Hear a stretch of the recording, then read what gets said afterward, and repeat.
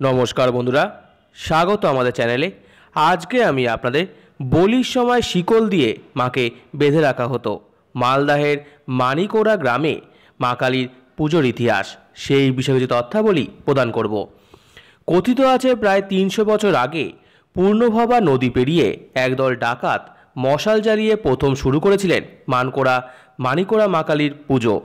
सूर्य ओठार आगे पुजो सेरे फिरे जेत तारा डेराय। एरकम बहु हारिम करा काहिनी रयेछे एई पुजोके घिरे, ताई एखोनो निष्ठा भरे माके पुजो दिये आसछेन ग्रामबासीरा। हबिबपुर थानार जाजल ग्राम पंचायतेर आदिवासी ग्राम मानिकोड़ा, जा 300 बछर आगे चेनाई जेत ना।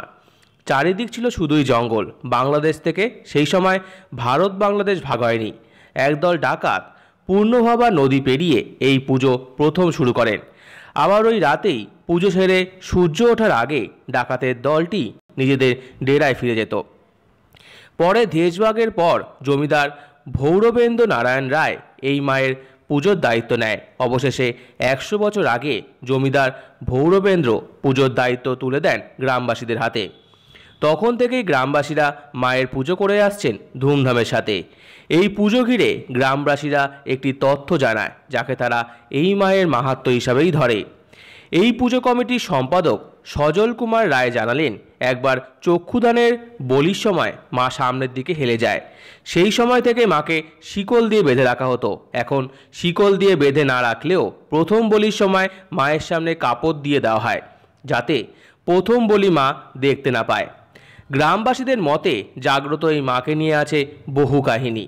একবার এক শাঁখারি শাঁখা বিক্রি করতে গ্রামে আসে। তখন একটি মেয়ে শাঁখারির কাছে শাঁখা পরতে চায়। শাঁখারি তাকে শাঁখা পরিয়ে দিয়ে পয়সা চায়। তখন মেয়েটি বলে তার কালী বাবা যিনি সেবায়িত ছিলেন তিনি পয়সা দিয়ে দেবেন। সেই বলে মেয়েটি সেখান থেকে চলে যায়। আর তখনই কালী বাবা মন্দিরের কাছে আসছিলেন। তার কাছে শাঁখারি পয়সা চেয়ে বলে যে তার মেয়ে শাঁখা পরেছে। অবাক হয়ে যান সেই সেবায়িত, কারণ তার কোনো মেয়ে ছিল না। তারপর মন্দিরের পাশেই পুকুরের দিকে চোখ চলে যায় তার। দেখেন জলের ওপর শাঁখা সমেত দুটি হাত বের করে রয়েছে। কালী বাবা যিনি সেবায়িত তার আর বুঝতে দেরি হয় না যে মা কালী শাঁখাটি পরেছেন।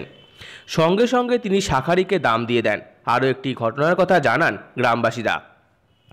এই গ্রামেই ঢেকি পাড়াতে আগে রাতে চিড়ে কুটত গ্রামবাসীরা। হঠাৎ সেই পাড়াতে কলেরা ছড়িয়ে পড়ে, মারা যান কয়েকজন গ্রামবাসী। এক গ্রামবাসী স্বপ্নে দেখেন যে মা আওয়াজ পছন্দ করেন না, তাই চিড়ে কোটা বন্ধ করতে হবে, তাহলেই সবাই ভালো হয়ে যাবে। আর সেই দিন থেকেই বন্ধ করে দেন চিড়ে কোটা। বন্ধ করে দেওয়া হয় গ্রামবাসীদের ব্যবসা। এরপর থেকে মায়ের পুজো শুরু হয় গ্রামে। বহু মানুষ মানত করে তার ফল পেয়েছেন বলেও জানায়। যতদিন গিয়েছে ততদিন মায়ের মাহাত্ম্য সারাদিক ছড়িয়ে গেছে। মায়ের এই পুজো উপলক্ষে গ্রামে বিশাল মেলা বসে। বিভিন্ন ধরনের পসরা নিয়ে বসে দোকানিরা। নাগরদোলা এমনকি ছোটোখাটো সার্কাসও আসে এই মেলাতে।